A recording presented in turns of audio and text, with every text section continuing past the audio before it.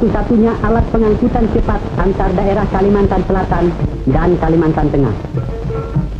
Dalam perjalanan, tak jarang kita melihat penduduk membawa rakit pohon kayu beratus-ratus kubik hasil kekayaan hutan.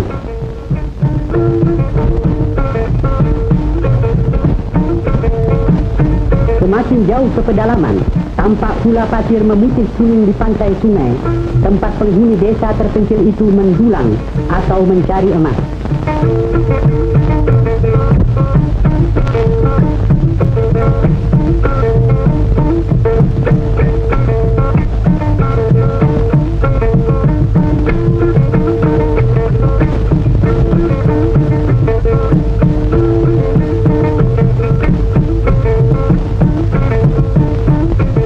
Patung-patung dan rumah-rumah mayat di desa menunjukkan masih adanya kepercayaan terhadap agama peninggalan nenek moyang disebut Kaharingan, di samping agama Kristen dan Islam. Dikawal anjingnya yang setia, demikianlah keluarga ini selalu dengan rukun dan damainya keluar rumah mencari nafkah sehari-hari.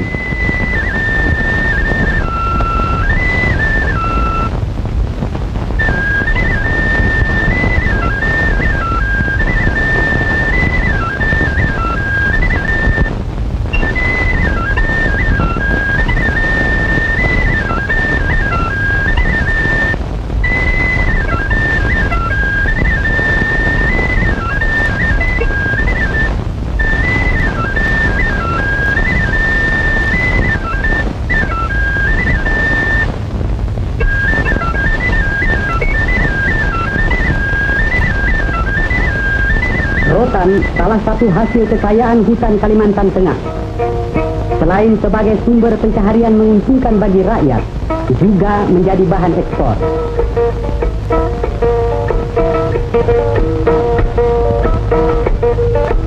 Dari rotan tercipta berbagai macam kerajinan tangan. Dari 5 daerah kabupaten di Kalimantan Tengah, daerah Kapuaslah pusatnya.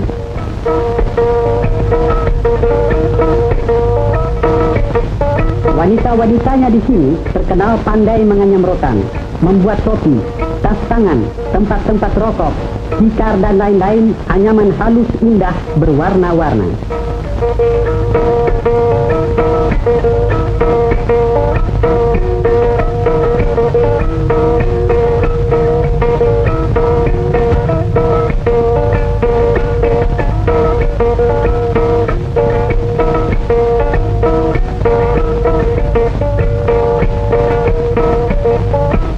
Hasilnya, Anda boleh saksikan sendiri. Boleh pilih mana suka.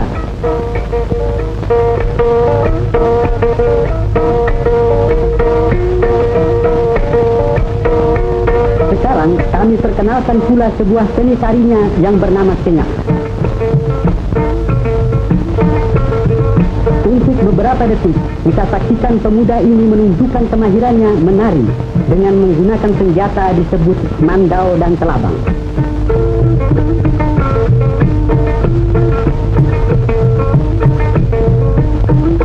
Tari Kenyap menggambarkan keberanian dan kejujuran seorang pahlawan, melambangkan sifat penduduk asli Pulau Kalimantan umumnya, di samping rasa keindahan.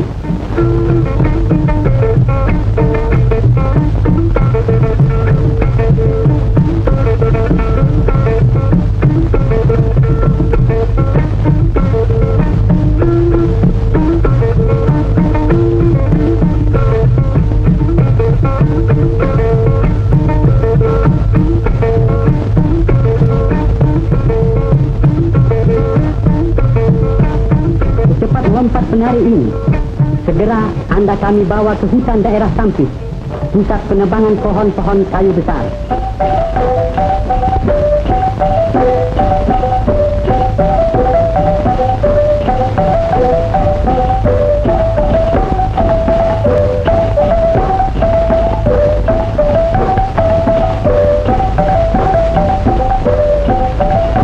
Kayu memang menjadi kebanggaan Kalimantan Tengah sebagai hasil hutannya yang terbesar, bahan ekspor, banyak menghasilkan devisa negara.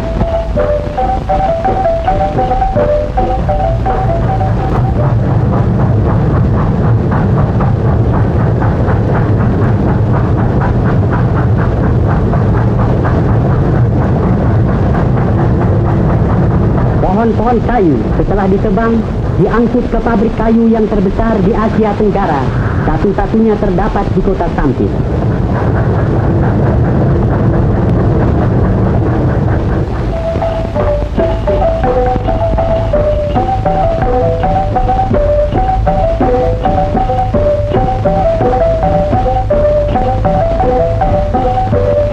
Dari kolam perendaman, kayu-kayu itu diseret naik ke dalam pabrik secara mekanis untuk segera masuk ke dalam gigi-gigi mesin gergaji.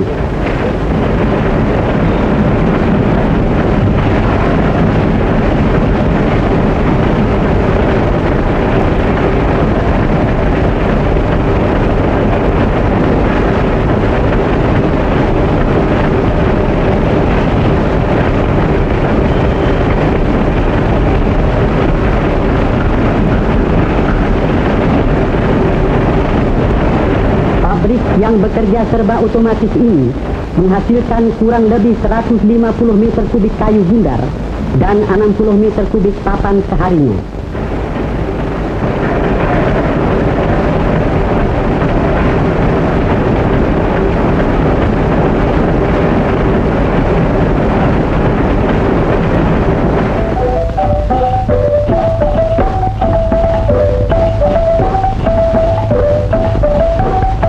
Sesuai dengan rencana Komando Operasi Gerakan Makmur, sejak tahun 1951 sudah dikerjakan dengan aktif pengerukan-pengerukan seperti pada kanal Basarang ini yang akan menghubungkan kota Kuala Kapuas dengan Sampit sepanjang 175 km tanpa melintasi lautan.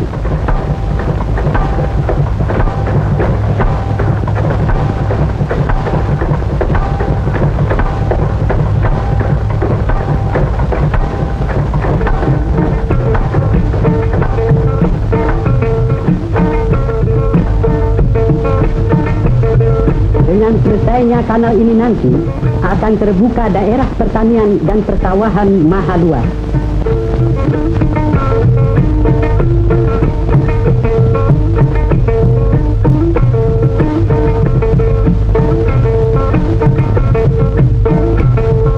Objek transmigrasi Veteran di Mentaren, Kewedanan Kahayan, menampung transmigran dari Pulau Jawa.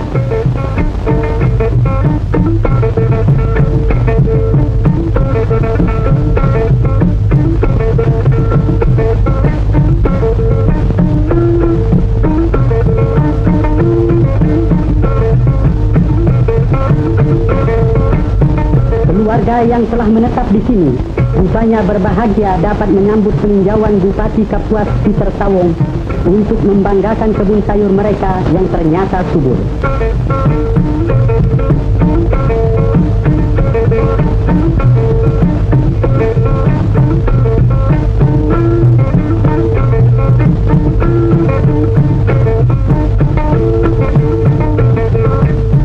Anak-anak mereka gemuk-gemuk dan sehat. Bukti daerah ini memberi hasil tak mengecewakan.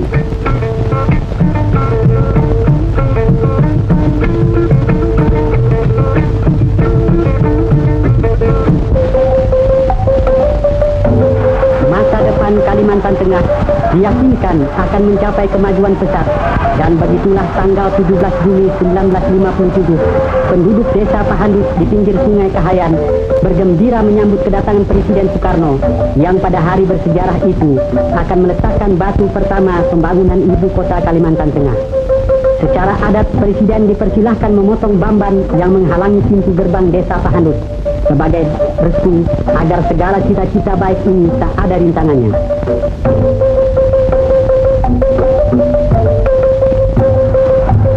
Dengan dielu-elukan rakyat yang juga datang berduyung-duyung dari luar desa Pahandut, Presiden diantar menuju tempat upacara perletakan batu pertama.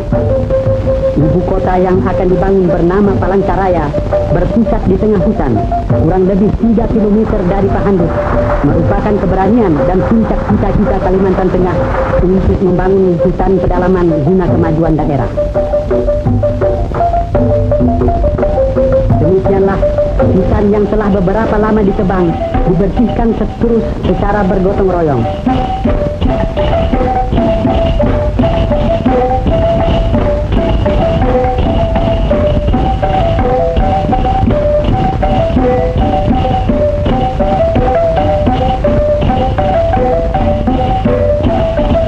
Panitia pekerja dari staf kantor pekerjaan umum Kota Palangkaraya mulai bergerak merintis hutan, mengatur pembuatan jalan-jalan raya.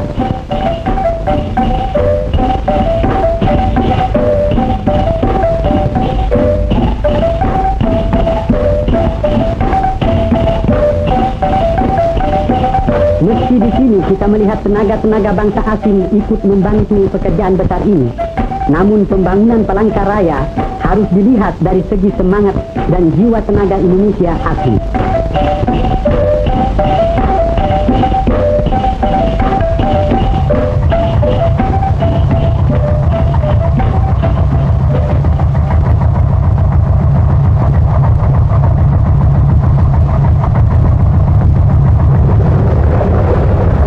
Sebuah lapangan terbang diberi nama Penarong telah dibangun, dan jika sudah sempurnanya, bukan mustahil ia akan menjadi landasan puluhan kapal terbang seperti ini umpamanya.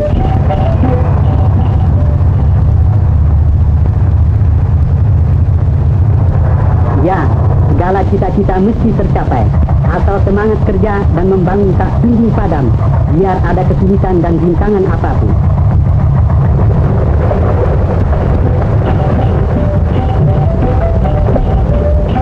Daerah ibu kota Palangkaraya seluas 400 km persegi dipisahkan dari daerah Kabupaten Kabuas dan dipersiapkan segera menjadi daerah kota peraja.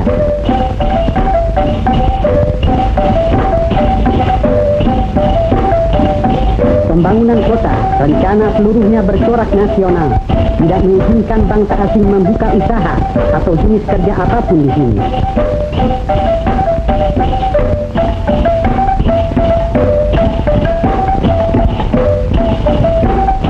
Palangkaraya dipilih pada suatu desa bernama Pahandut, antaranya atas dasar pertimbangan banyak tanah liat hingga mudah membuat bata setempat untuk gedung-gedung, hanya semen didatangkan dari luar.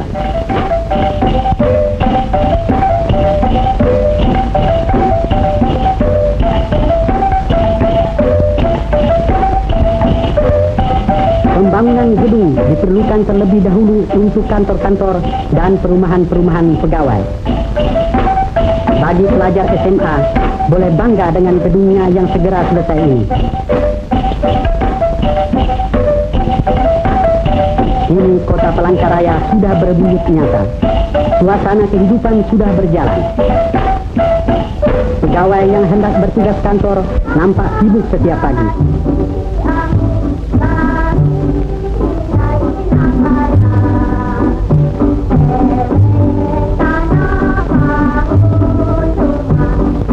Anak-anak gembira pergi ke sekolah dan sang ibu melepaskannya dengan senyum bahagia. Kendaraan pegawai yang sedang lewat biasanya tak lepas dari serbuan anak-anak yang ingin menumpang.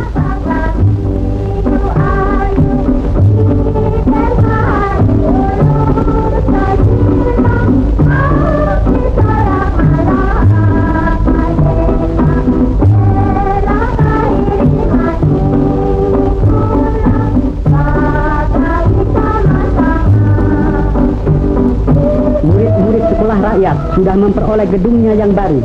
Begitu pula para pegawai seperti Pak Camat dengan kantornya ini. Akhirnya kami perkenalkan pula Gubernur Kalimantan Tengah Pak Cilik Riwut yang sudah tiba pula di kantornya.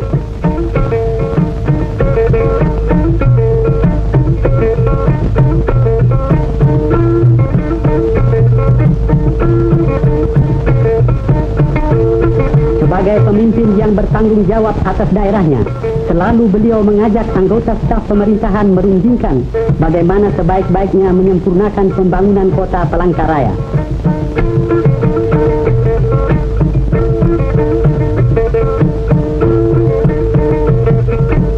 Dengan telah berdirinya kota baru Palangkaraya ini, diharapkan daerah pedalaman Kalimantan Tengah mencapai taraf kemajuan pesat sesuai dengan cita-cita Indonesia pada umumnya.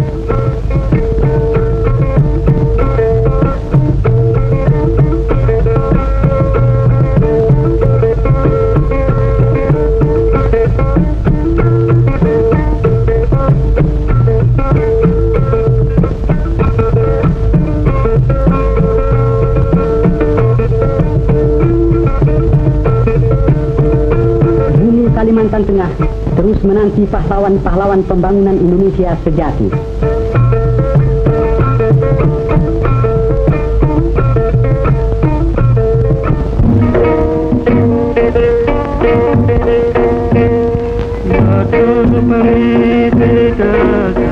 Palangkaraya, ibu kota Provinsi Kalimantan Tengah, seolah-olah terletak di tengah antara Sabang dan Merauke dan di tengah perbatasan utara dan selatan.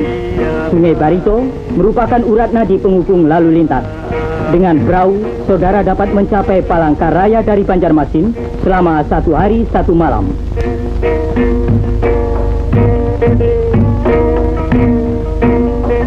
Palangkaraya, salah satu dari ibu kota provinsi yang terbaru, dapat saudara saksikan dari dekat. Palangkaraya yang berarti tempat suci yang besar, lahir dengan diletakkannya batu pertama oleh Paduka Yang Mulia Presiden Pemimpin Besar Revolusi kita, Bung Karno, pada tahun 1957.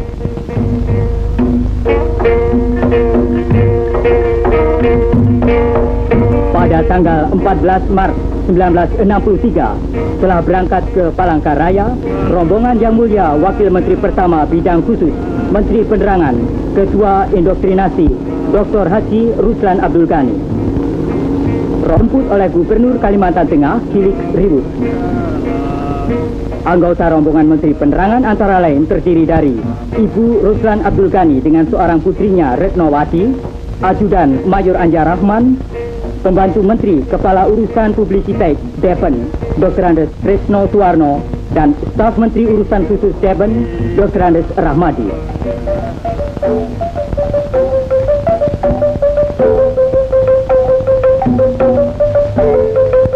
Di Kuala Kapuas, perbatasan Provinsi Kalimantan Tengah, diadakan upacara adat potong pantan dengan mandau, yang merupakan suatu tradisi penyambutan seorang tamu besar sebelum menginjak tanah Kuala Kapuas.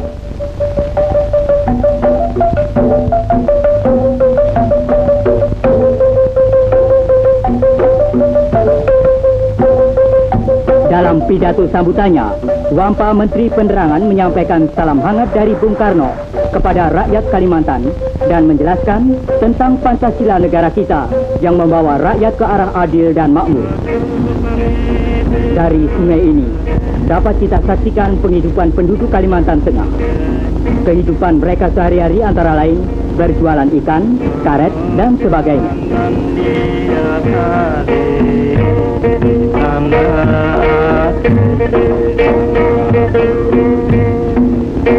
Seperti kita ketahui bahwa daerah Kuala Kapuas ini sangat terkenal dengan hasil rotannya.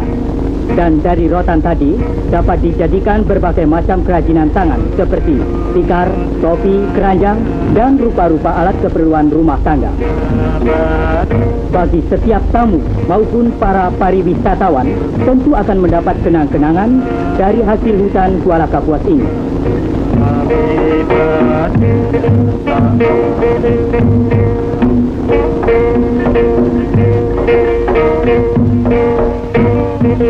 Kini rombongan sampai di Palangkaraya. Sambutan meriah oleh para pembesar dari Catur Tunggal dan segenap lapisan masyarakat setempat, serta masyarakat Uni Soviet yang sedang membuat jalan ke Sampit.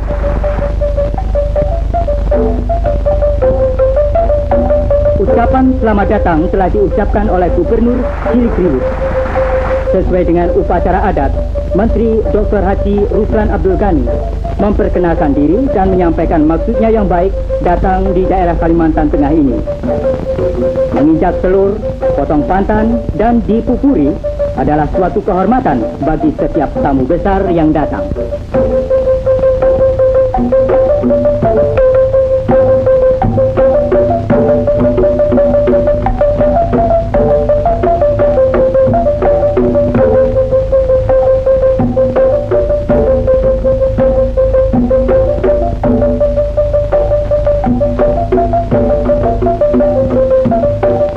Pada hari kelima, tanggal 18 Maret 1963, bertempat di halaman kantor Gubernur, Wampa Menteri Penerangan dan rombongan menghadiri apel besar yang diikuti oleh segenap karyawan pemerintah di Palangkaraya.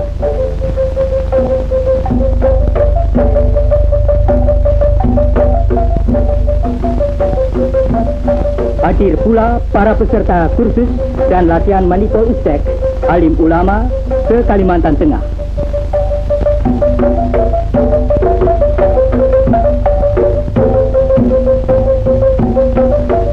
Dalam rangka indoktrinasi, Menteri Dr. Haji Ruslan Abdul Ghani antara lain menyampaikan penghargaannya atas pengorbanan rakyat Kalimantan Tengah dalam membangun Palangkaraya di tengah hutan yang dicapai dalam waktu 5 tahun. 5 tahun yang lampau, di sini merupakan hutan belantara. Kini dapat kita saksikan pasar yang merupakan pusat perdagangan penduduk Palangkaraya.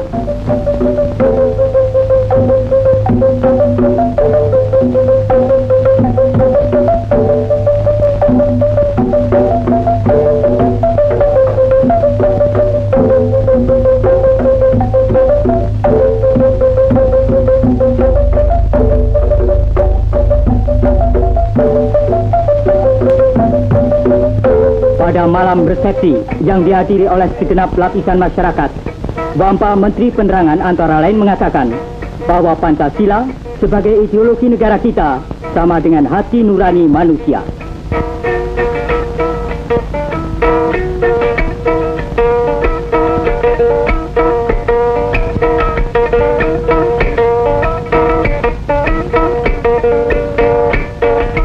Hidangan yang menarik dalam malam kesenian ini ialah tari perang dari hulu Sungai Barito yang ditarikan oleh pemuda dengan pakaian suku Dayak.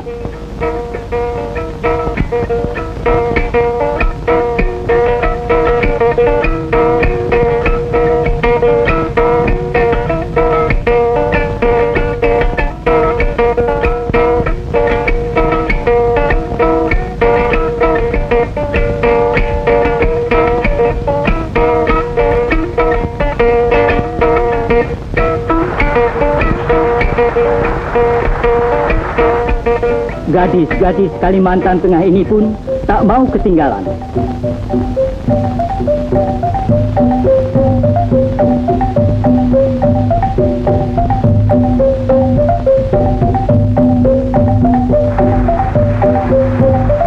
Dan akhirnya para tamu bersama-sama menari menasai.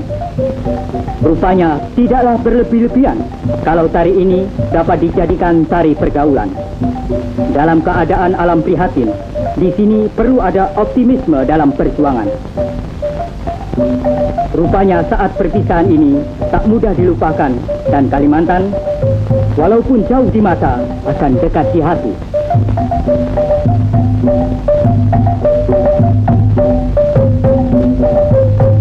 Peninjauan Wampa Menteri Penerangan, Ketua Panitia Pembina Jiwa Revolusi, Dr. Haji Ruslan Abdul Ghani, sungguh mengesankan dan tetap dikenang bahwa Palangkaraya adalah sebagai lambang kemampuan bangsa Indonesia.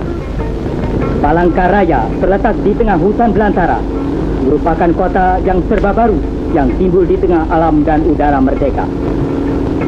Palangkaraya merupakan suatu bukti pula bahwa bangsa Indonesia bukan saja pandai meletakkan batu pertama, tetapi juga pandai meletakkan batu terakhir.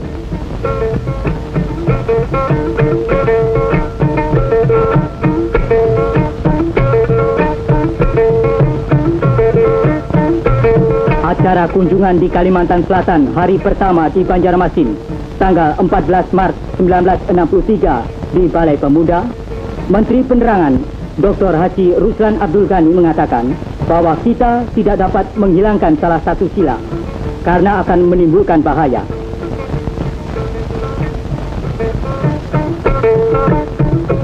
Dan menganjurkan kepada setiap warga negara agar mempelajari Undang-Undang Dasar 45 dan Revolusi Indonesia.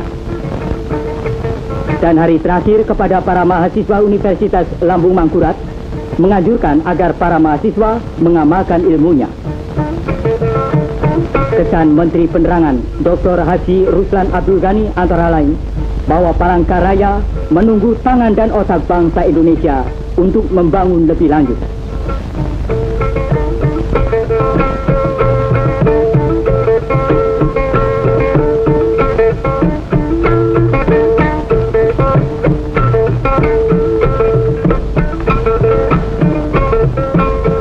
Hari Angkasa Indonesia, membayang kekayaan Indonesia yang menjamin terlaksananya masyarakat Indonesia yang adil dan makmur.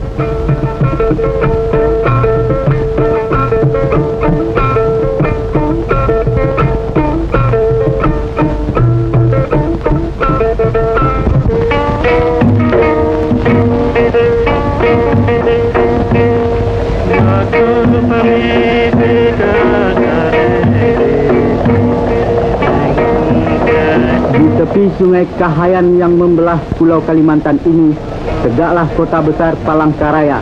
Seperti kita ketahui bahwa 5 tahun yang lalu masih merupakan hutan belukar yang lebat pekat.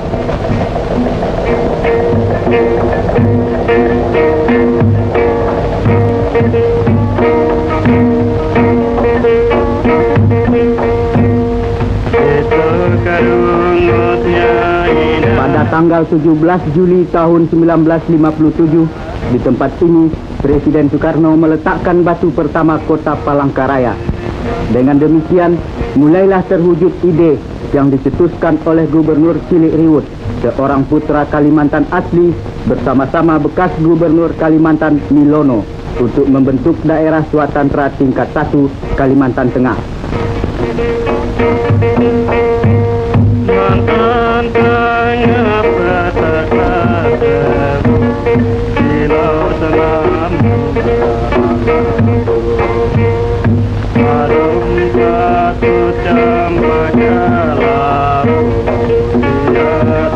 Dengan wilayah administratif yang direncanakan seluas 1.200 km persegi, Palangkaraya akan merupakan suatu kota yang megah di tengah-tengah hutan rimba Kalimantan.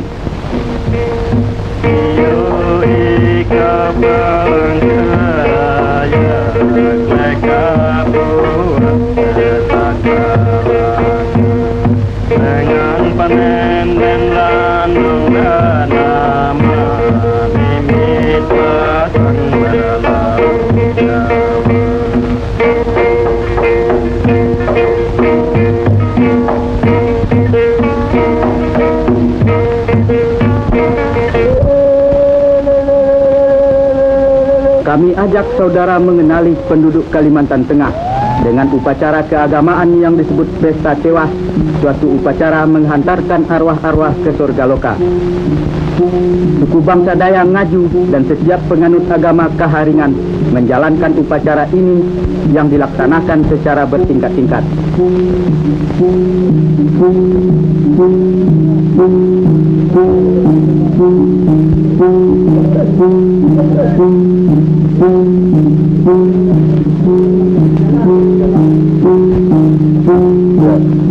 Mula-mula yulang digali dari dalam tanah. Setelah dibersihkan, kemudian ditaruh dalam peti. Selang 7 hari 7 malam, peti-peti dibawa dengan perahu ke hilir sungai untuk kemudian dibakar sebagai perlambang hapusnya kotoran duniawi yang melekat pada sang arwah. Tulang-tulang lalu ditaruh di dalam gong-gong kecil sebagai persiapan penyimpanannya di dalam tandung, tempat persemayaman yang terakhir para arwah.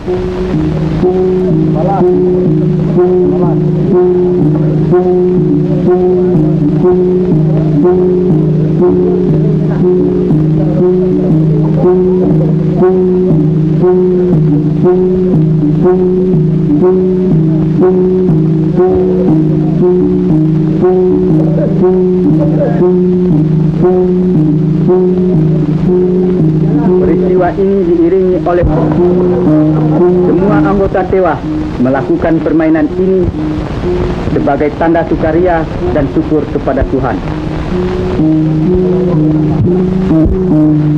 Pesta Tewah dipimpin seorang telon dengan balian dan basir sebagai penambuh ketimbung yang juga bertindak selaku penyambung lidah antara sang arwah dengan Tuhan.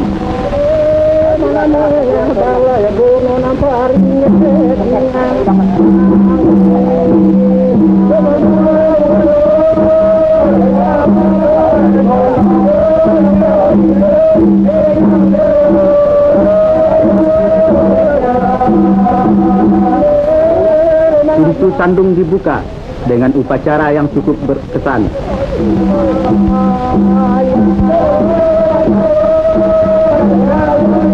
Disandung keluarga Tukus Jaga Nyaring yang sudah berbentuk modern ini ditewahkan sebanyak 27 arwah. Masing-masing keluarga memiliki sandungnya sendiri-sendiri.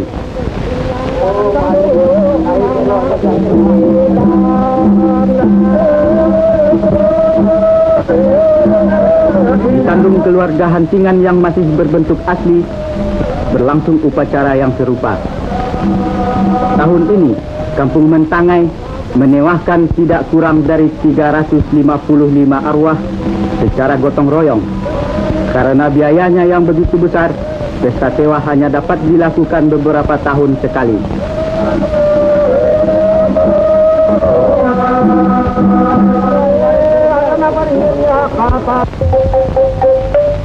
Penyimpanan tulang-tulang ke dalam das tandung ditutup dengan permainan perang-perangan di atas air yang disebut laluhan.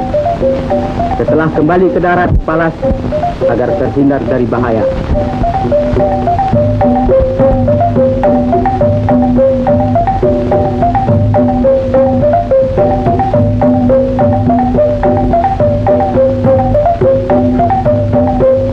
Pada hari terakhir dilakukan ngarahang, upacara menghantarkan arwah ke langit yang ketujuh sebagai tingkatan terakhir.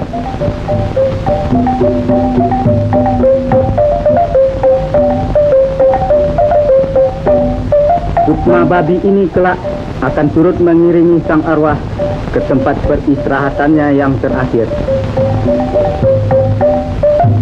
Malam harinya, seluruh anggota tewah berpesta ria sambil menarikan manasai serta mengikuti acara deder tanda syukur kepada Tuhan.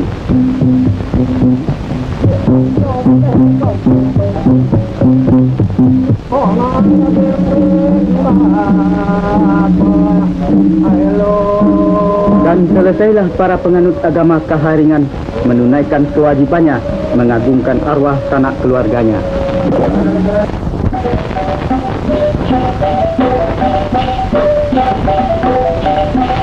Dari pesta tewah, mari kita saksikan usaha pembangunan Kalimantan Tengah. Di proyek transmigrasi dan di daerah pengairan pasang surut Basarang, suku-suku bangsa Dayak, Jawa, dan Bali bahu-membahu memperbanyak hasil bumi. Bila perekonomian mulai meningkat pesat, perlu adanya bank. Di bulan November tahun 1962, Ibu Cilik Riwut meresmikan kantor Bank Dagang Negara Cabang Palangkaraya.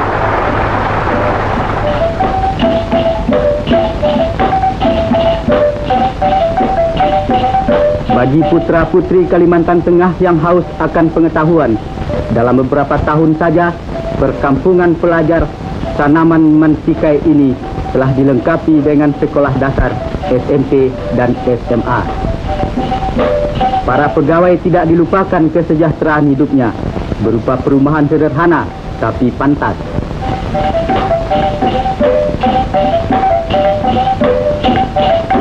Mari kita tinjau proyek pembuatan jalan, suatu proyek raksasa yang mendapat bantuan ahli-ahli teknik Rusia.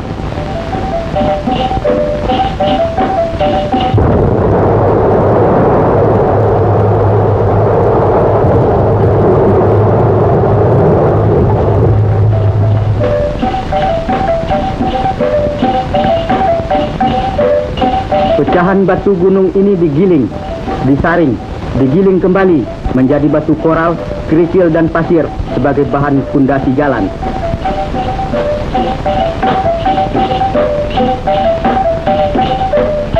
Tanpa batu koral dan kerikil, dinamit dan keringat, buldozer dan traktor, rawa-rawa dan hutan belukar tidak akan ditembusi jalan-jalan raya. Dan jalan raya adalah syarat mutlak bagi usaha pembangunan di segala lapangan. Kini alhamdulillah, jalan raya sepanjang 38 km antara Palangkaraya dan Tengkiling telah selesai. Tapi ini baru permulaan. Perjuangan fisik dan mental melawan alam harus berjalan terus. Kalimantan Tengah yang membangun berarti membangun hari depan Indonesia yang gemilang.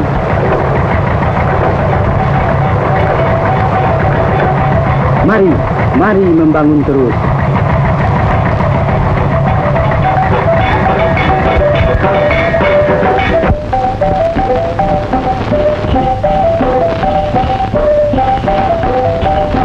Daerah tingkat 1 Kalimantan Tengah dahulu merupakan rimba belantara belaka dengan sungai-sungai penuh riam dan rawa-rawa tak bertara, sukar ditembus manusia. Kini seirama dengan derapnya revolusi, seluruh rakyat Kalimantan Tengah tergugah hatinya dari alam mina bobok penjajahan Belanda, bangkit dan maju untuk melaksanakan pembangunan di segenap lapangan yang terasa membahana di segala penjuru rimba dan desa, serta menggaung di antara lembah-lembah Barito, Kapuas, Kahayan, dan Sampit. Inilah Kalimantan Tengah saat ini, satu wilayah Indonesia yang terletak berbatasan dengan Negara Kesatuan Kalimantan Utara, merupakan basis pertahanan yang penting dalam rangka konfrontasi kita terhadap neokolonialisme British Malaysia. Daerah tingkat 1 Kalimantan Tengah dengan ibu kotanya Palangkaraya merupakan sebuah kota remaja di Indonesia yang berkembang menuju ke satu kota modern. Hal ini tidak lain berkat swadaya dan kemampuan para putra-putri Kalimantan Tengah yang dibimbing dan dipimpin oleh Gubernur Kepala Daerah Cilik Ribut.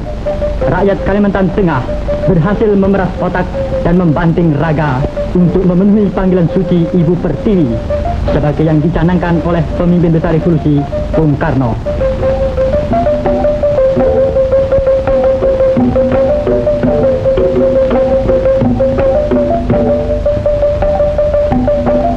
Pendidikan dan pengajaran terhadap anak-anak adalah mutlak dilaksanakan terlebih dahulu, karena dasar pertama untuk melangkah ke pembangunan semesta adalah pembinaan watak dan jiwa terhadap setiap manusia yang masih muda.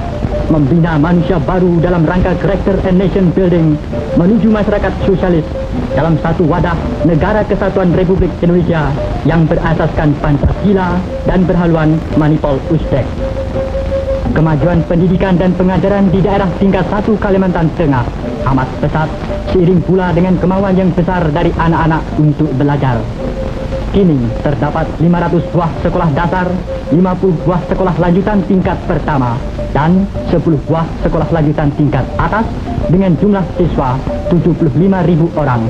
Kecuali itu, Kalimantan Tengah juga telah memiliki sebuah universitas. Kemajuan lain yang telah pula dicapai ialah dengan didirikannya beberapa buah rumah sakit dan rumah sakit pembantu, suatu usaha pemerintah daerah Kalimantan Tengah untuk memberikan perawatan dan pengobatan kepada penduduk dalam memberantas penyakit malaria. Sementara itu, para warga kota Palangkaraya dengan dipimpin sendiri oleh Gubernur Kepala Daerah Cilik Ribut menyambut kedatangan Yang Mulia Menteri Pekerjaan Umum dan Tenaga Mayor Jenderal Suprayogi bersama rombongan dari Jakarta. Kedatangan Menteri Suprayogi ke Palangkaraya ini dalam rangka peninjauannya ke proyek-proyek pembangunan saluran air minum dan jalan raya sepanjang 38 km antara Tengkiling dan Palangkaraya.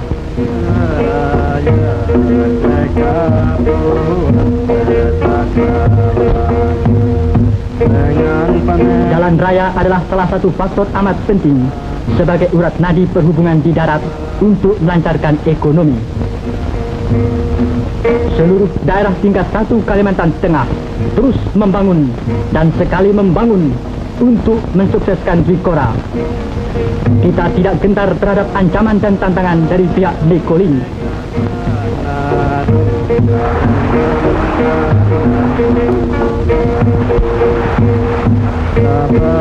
Rakyat daerah perbatasan Kalimantan Tengah siap melaksanakan komando pemimpin besar revolusi.